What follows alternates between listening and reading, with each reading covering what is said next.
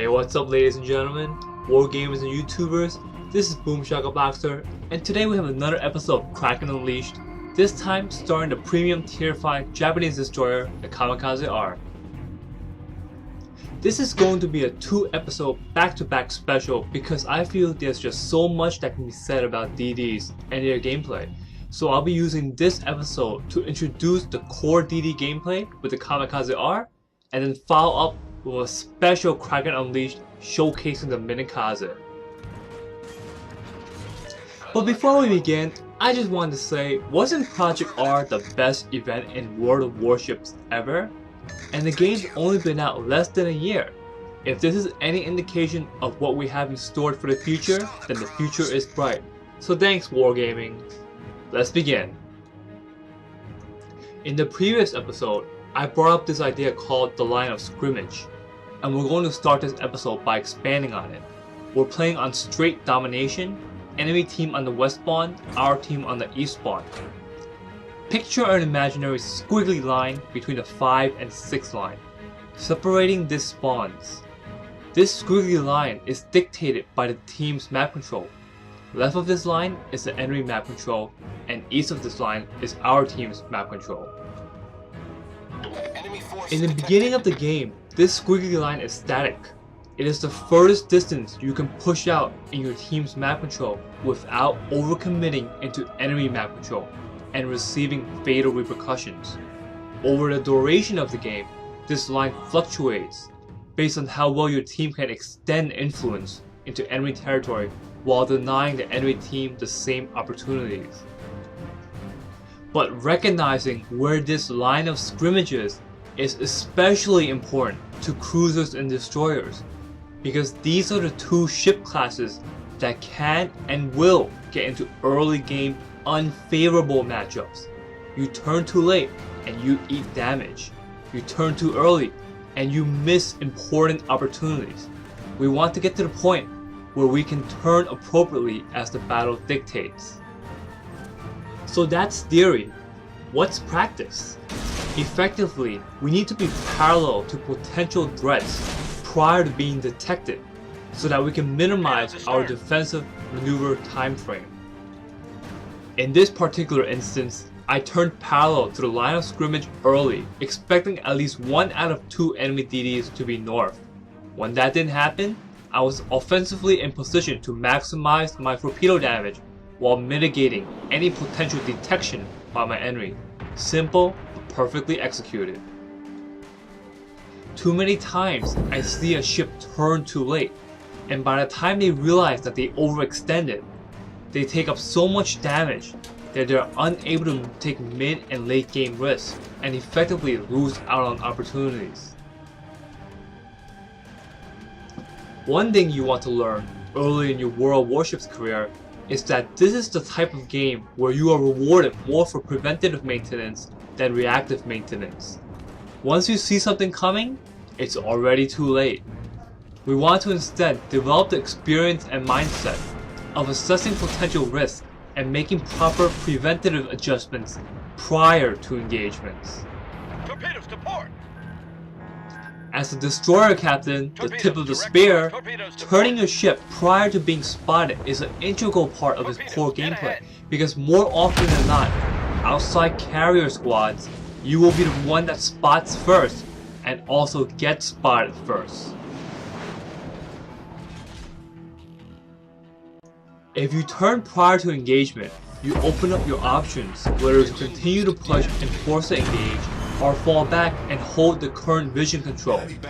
If you get engaged prior to turning, well, now you're just in a world of hurt and are at the mercy of the enemy. When you decide to turn, consists of knowing where 1. The early game line of scrimmage is, and 2. Your detection range. This is the single biggest difference between having consistently good starts to every battle versus getting deleted immediately. The two are opposite sides of the same coin. I personally try to steer my topics away from numbers and stats because I feel without the proper holistic understanding, the numbers are useless. We want to build a solid qualitative understanding of the game, and then supplement it with the precise quantitative data. One of these quantitative stats that we will mention now is your ship's detection range. Surface detection range is the distance at which enemy ships can spot you. Air detectability range, which is usually a lot shorter, is the distance aircraft can spot you. As a destroyer, you have the best surface detectability range in the game, and are therefore usually the eyes of the team.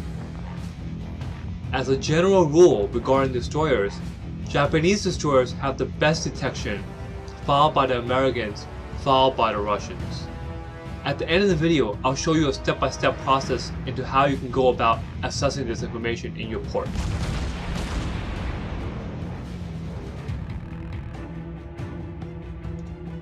As a destroyer captain, this part of the game, the mid-game, is usually your favorite. You survived the early game, meaning you found a way to properly manage your risk and mitigate as much as you could any early game unfavorable matchups you encountered. Both teams having suffered casualties by this time, but simply because of attrition. Most of the time, these will usually be the destroyers and cruisers, ultimately meaning there is now a mobility and support premium.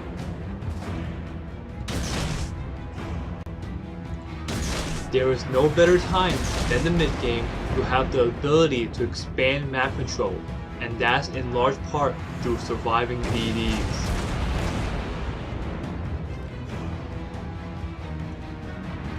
Going back to this line of scrimmage concept, you can now see that on the north, our ships are now encroaching well beyond the 5 and 6 line, pushing into what was once enemy map control.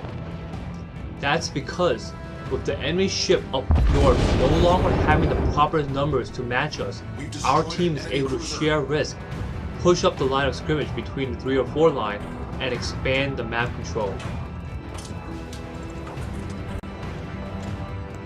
On the other hand, simply looking through the minimap, the situation at the south is not so clear-cut.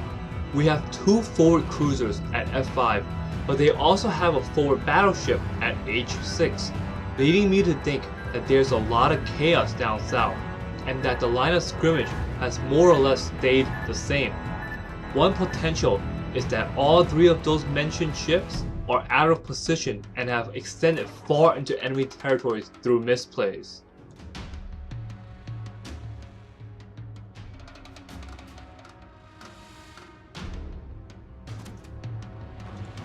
Here's a nice surprise. I had originally thought that the enemy carrier was south, but for whatever reason the Suiho was still up north.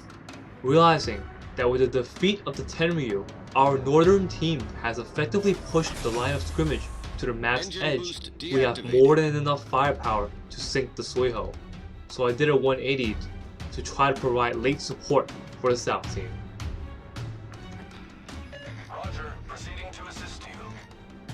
With the enemy CV soon to be sunk and no DDs left to force a vision control challenge, as a DD captain, it is at this point in any specific matchup that the line of scrimmage is effectively your surface detection range. It is at this time that you can push up to the enemy until your detection range before you even have to consider taking risk of damage, much less fatal damage, which is what the concept of the line of scrimmage is. In regards to destroyer gameplay, Russian destroyers are the first ships that need to start turning, then followed by US and Japanese destroyers.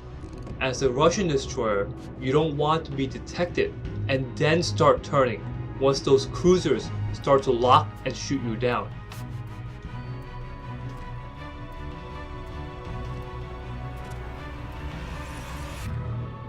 This is why in top tier rank battles, players that opt for the Kiev and Tashkent need to have the willingness to contest flags, but the patience to not extend into them.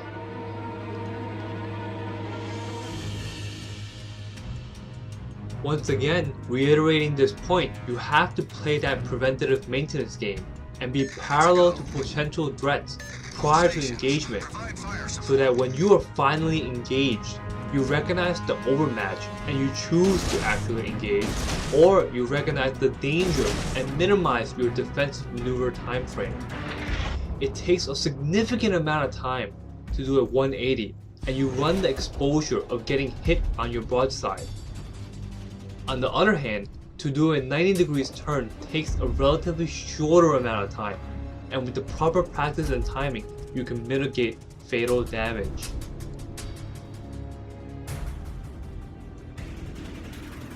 We're more or less at the endgame, and with the enemy team pressing easterly towards my allied Arkansas, I opt to sail east over the top of the mountain where I have better freedom of movement, rather than hard push south and run the risk of being detected and not having that open terrain to escape.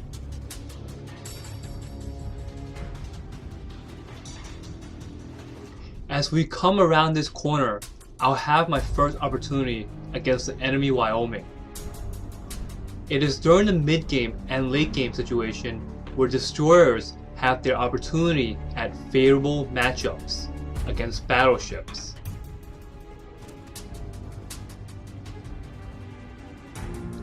Through an act of brilliance, for whatever reason, this Wyoming decides to slow down and manages to actually evade all my torpedoes.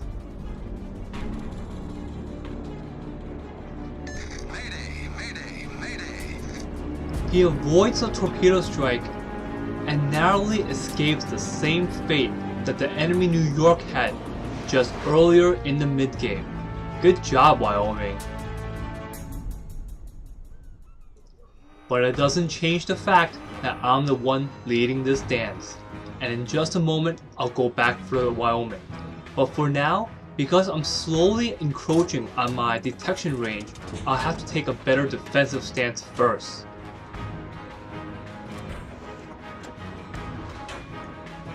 Smoke is best used in an offensive setting to set up your own shots, or in a defensive setting to get out of detection range. Being forced to smoke is not a desirable situation, especially when there's an island behind me and enemies on multiple angles. Fortunately for me, I still have a favorable matchup against the enemy battleship, and the enemy cruiser did not have the HP to support any advantage he may have had. Enemy cruiser sunk. Roger, proceeding to assist you. One thing to note here is that there's such thing called proximity spotting. At 2 kilometers, no matter whether you're in smoke or behind an island, your ship will be auto-detected by the enemy ship. And this is probably the best part of this video. The Wyoming that dodged my earlier torpedo salvo manages to dodge another one of my torpedo salvos at point blank range. Wow, what blunder!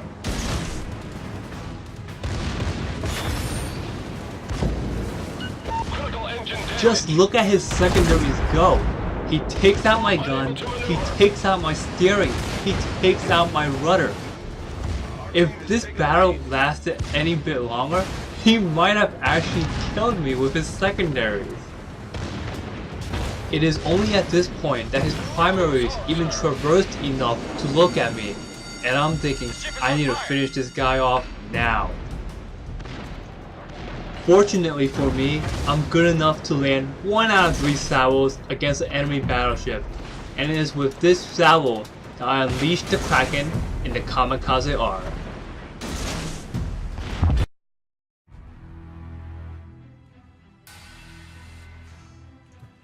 So I hope you enjoyed this match, cause I sure did.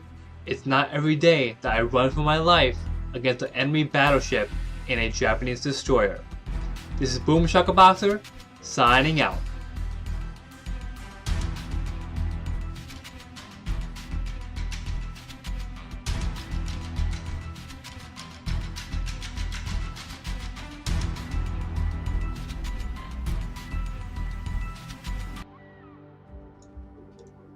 Okay, real quick. Go into your port and select the ship you're most interested in. Since we showcased the Kamikaze R, we'll look into that ship. Click Port on the top toolbar, and then on the right hand side, left click Concealment. There, you can find the surface detectability range and the air detectability range. Good hunting.